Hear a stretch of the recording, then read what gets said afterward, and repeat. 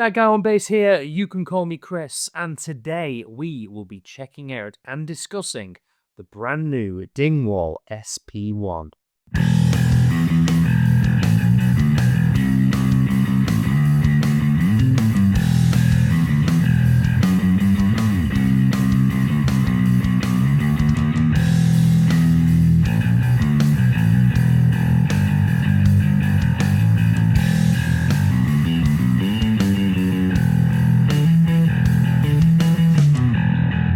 After an almost 5-year-long design process, Dingwall have finally released the long-awaited SP1.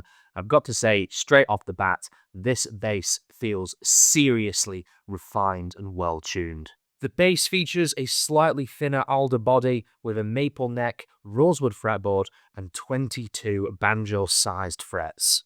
The bass weighs just under 8 pounds, making it super comfortable to hold in one hand like this, and the 22 banjo-sized frets make for a really lovely hand feel. This bass is super comfortable and super smooth to play, moving up and down the neck. There's absolutely no bumps or strange fretwork going on. This just feels smooth and super well refined. In terms of the scale length, we're looking at a 34.25-inch scale on the low E, moving down to a 32-inch across the G string, meaning on this lower E string there's a bit more clarity, definition, a little bit more mid-range and better tension, but then as we move down to the G string, there's just a little bit more low end and punch than what you would get from a 34-inch bass. This scale length isn't as aggressive as something like my Dingwall NG2 with a 37-inch scale on the low B, so if you've never played a multi-scale instrument, you'll have no problem adjusting to this really quickly. This bass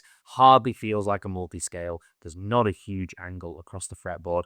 I know it might look a little bit intimidating if you've never played a multi-scale, but I promise you, this is an extremely playable bass. The low E has this lovely articulate punchy sound, and then as we move up the strings into the G, I feel like the G string holds a little bit more low end than a regular G string. It just sits, it's really well balanced.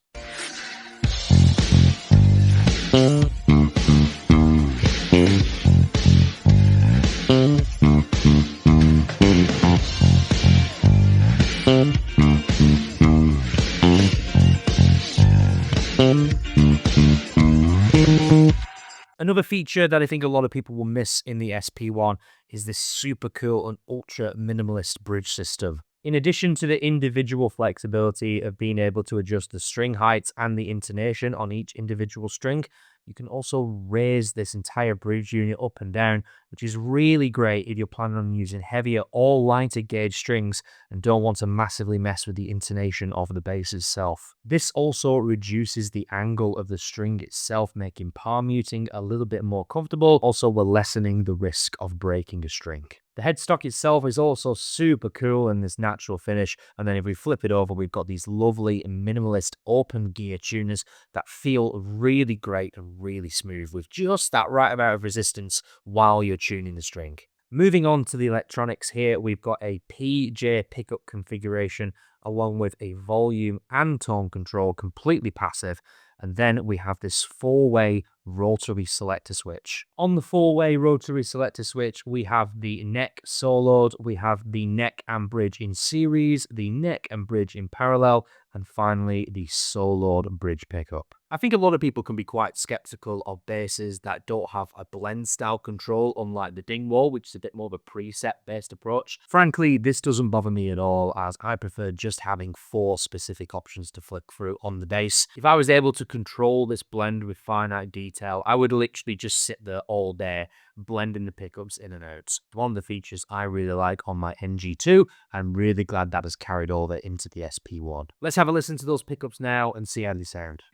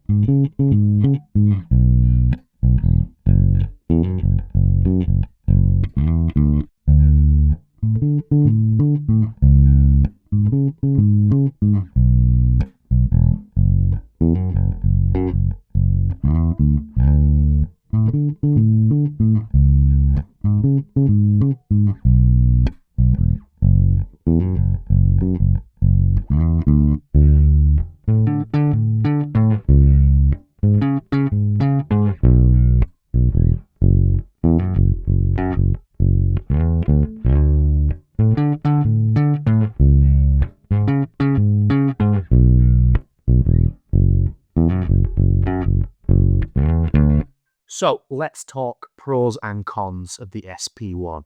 I've mentioned this a few times in the video already, but the SP1 to me is an extremely comfortable and refined bass.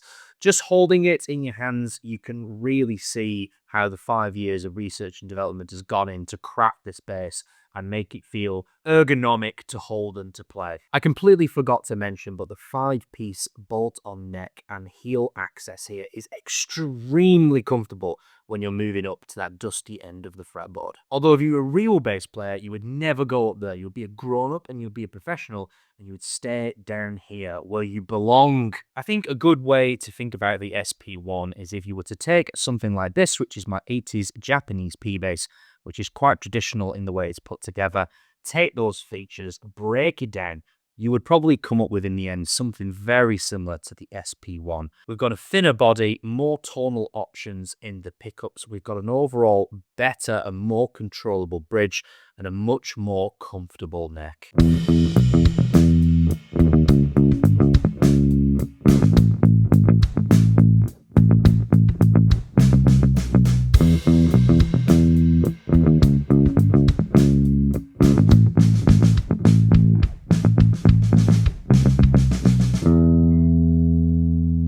But comparing it to something like my P-bass brings up one of the things that I dislike the most about the SP1, and unfortunately, it is this pickguard. Now, if you catch it at the right angle, this pickguard looks absolutely lovely and really complementary against this sunburst finish.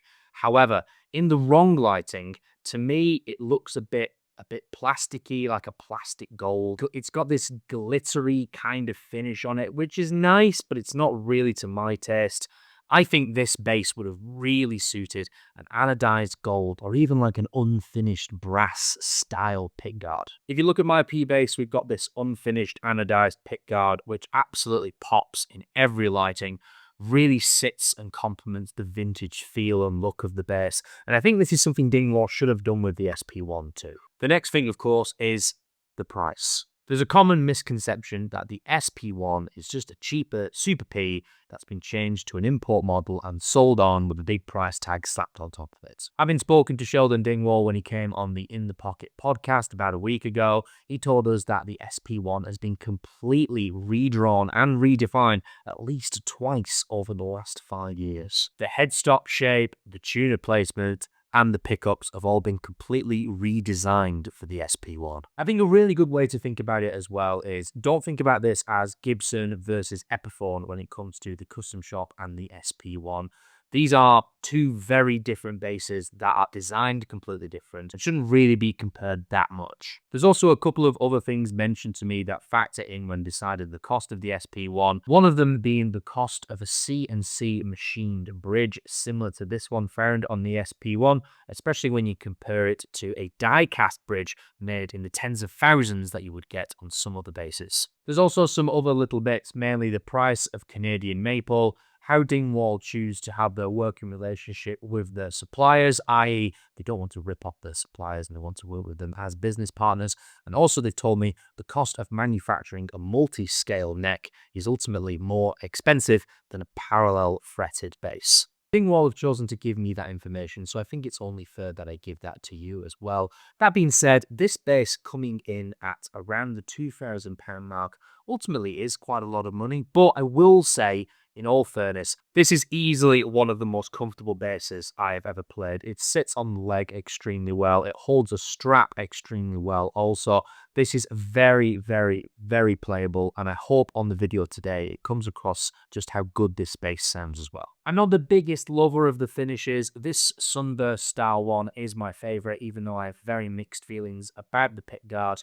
For me, I would have loved it if Dingwall had done a couple of other colours, maybe some simple things like something like a Fiesta Red with a taut pickguard would have gone down extremely well in my book, and also something simple like an all black. I'm a simple man, sometimes I just like a boring black bass, and I think that would have really popped on the SP1. But that's just my opinion. If you like the finishes that the SP1 has come in, or you don't like them, please just let me know in the comments below. I've been That Guy on Bass. You can call me Chris. This has been the Dingwall SP1, and I will see you in the next video.